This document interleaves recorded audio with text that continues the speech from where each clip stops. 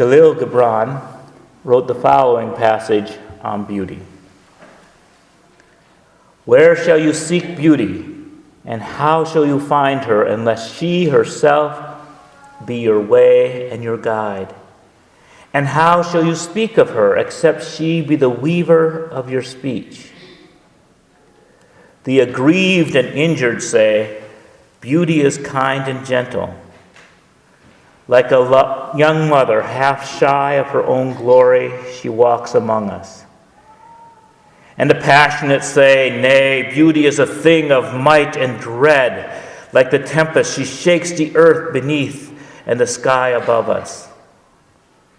The tired and the weary say, beauty is of soft whisperings. She speaks in our spirit. Her voice yields to our silences like a faint light that quivers in the fear of the shadow.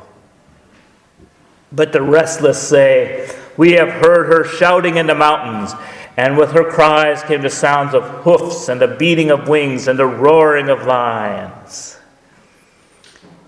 At night, the watchmen of the city say, beauty shall rise with the dawn from the east.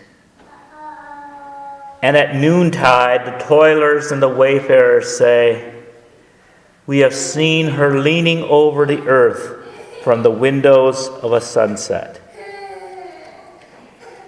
In the winter, say the snowbound, she shall come with the spring, leaping on the hills.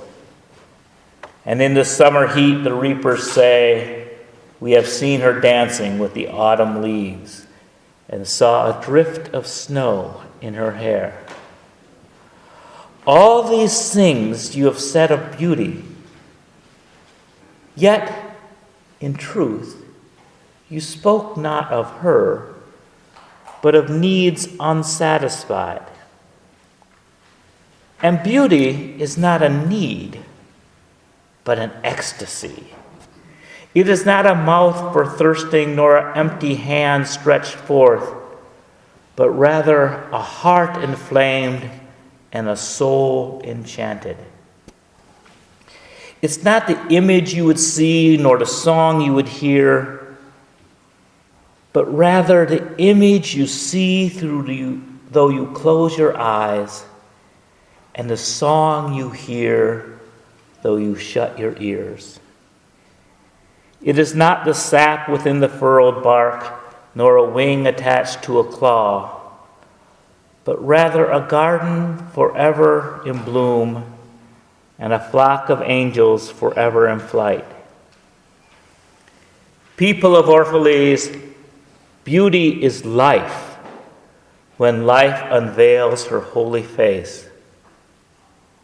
But you are the life, and you are the veil. Beauty is eternity gazing at itself in a mirror. But you are eternity, and you are the mirror. In this passage, Gibran distinguishes between satisfaction, things that merely please a want or a desire, and true beauty. Beauty is more than just something we like. It is something that speaks to the essence of our beings. It is a sense of miracle that takes one beyond oneself to one's best self. There is something in beauty that convinces us that life is worth living, that life has intrinsic beauty hidden underneath all of its struggles.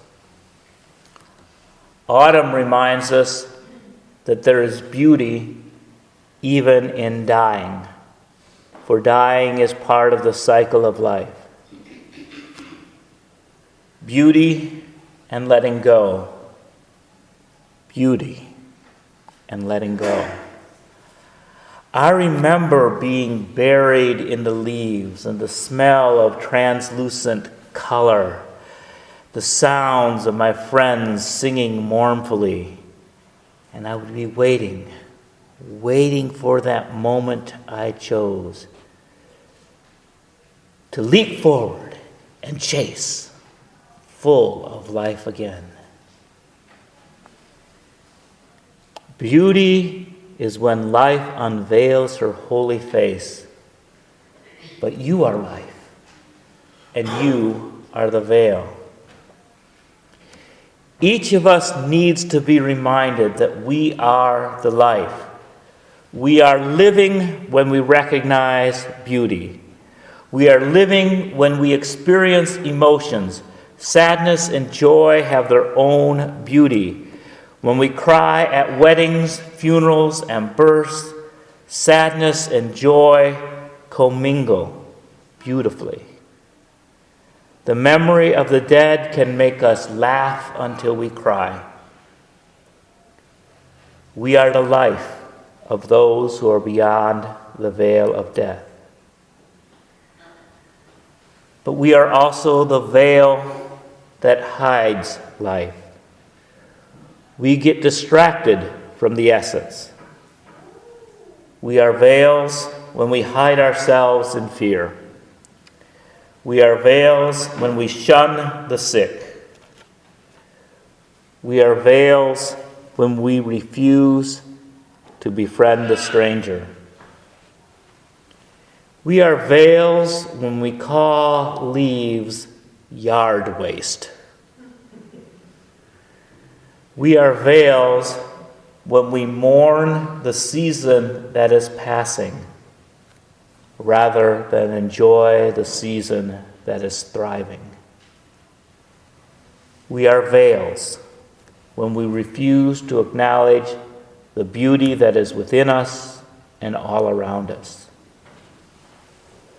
Let us lift the veil and live.